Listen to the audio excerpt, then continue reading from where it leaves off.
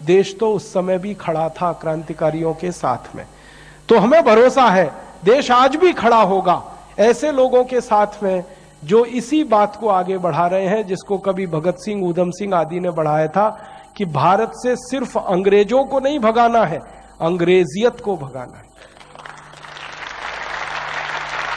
हमारे तो क्रांतिकारियों के सामने भी यह विकल्प था।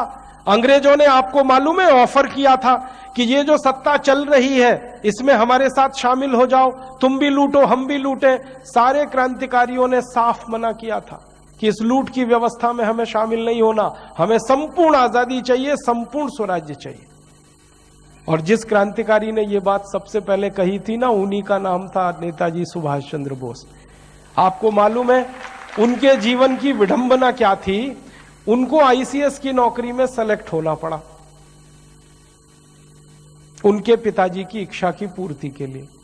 पिताजी चाहते थे कि बेटा मेरा कलेक्टर बने, और बेटे को बार बार वो ताना मारते थे कि तू बन नहीं सकता, तेरी होशियारी कम है, तेरे पास तैयारी नहीं है, इसलिए बहाना बनाता रहता है।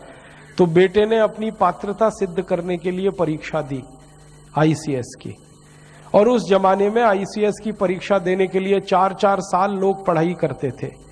नेताजी सुभाष चंद्र बोस ने सिर्फ 7 महीने पढ़ाई की थी, और उतनी पढ़ाई में उन्होंने आईसीएस के टॉपर की लिस्ट में 4थी पोजीशन पाई थी।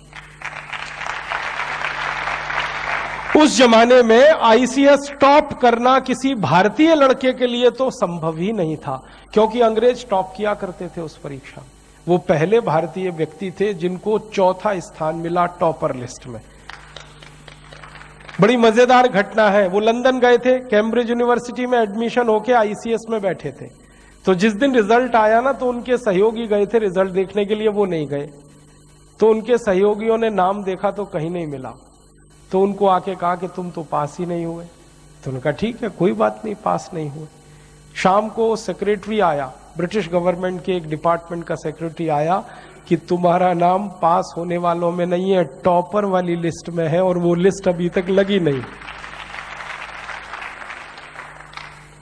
अब सुभाष चंद्र बोस को दुविधा हो गई कि मैं तो आईसीएस हो गया, अब मुझे कलेक्टर होना पड़ेगा, कलेक्टर माने लूटना पड़ेगा, लूट का कुछ हिस्सा अंग्रेजों को देना पड़ेगा।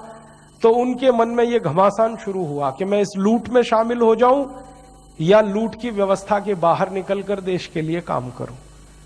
अंत में उनके दिल ने कहा कि तुमको तो लूट में शामिल होना नहीं है, क्योंकि तुम्हारा जन्म इसके लिए हुआ नहीं है।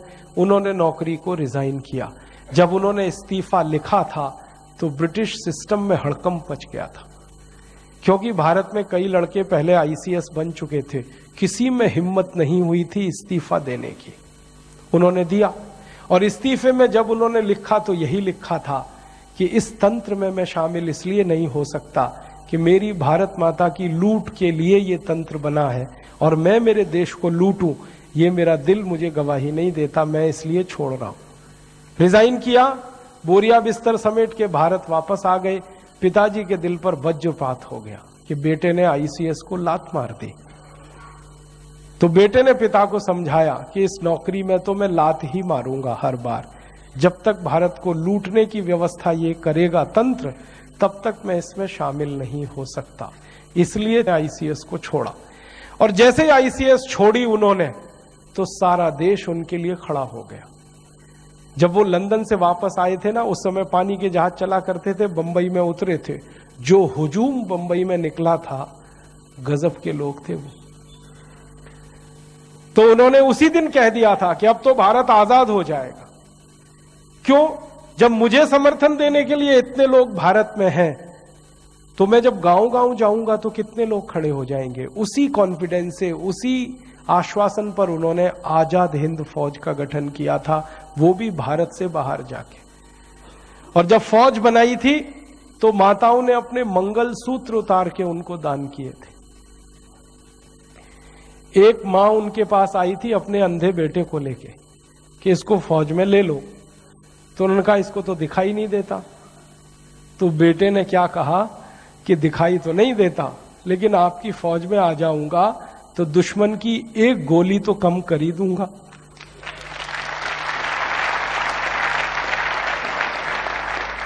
ऐसा उत्साह, इतना समर्थन तो मुझे तो यही भरोसा होता है कि उस जमाने में अगर इतना उत्साह और समर्थन मिला देश के क्रांतिकारियों को, तो आज क्यों नहीं मिलेगा? जरूर मिलेगा। एक बार हम लोगों के पास जाएं तो सही। मेरे मन में तो एक ही बात रहती है, इस देश के लोगों ने दिया ही दिया है, लेकिन कोई लेने वाला पात्र होना चाहिए। लेने वाला जब अपनी पात्रता सिद्ध करता है तो भारत के लोग देने में कभी पीछे नहीं हटते। तो भारत स्वाभिमान अभियान अपनी पात्रता सिद्ध करेगा आपके सामने। आप इसको भी भरपूर समर्थन दीजिए, सहयोग दीजिए। दोस्तों, सबसे पहले तो चैनल सब्सक्राइब करें, फिर लाइक, कमेंट और शेयर करें। और हाँ, हमारा एंड्रॉयड ऐप डाउनलोड करना ना भूलें।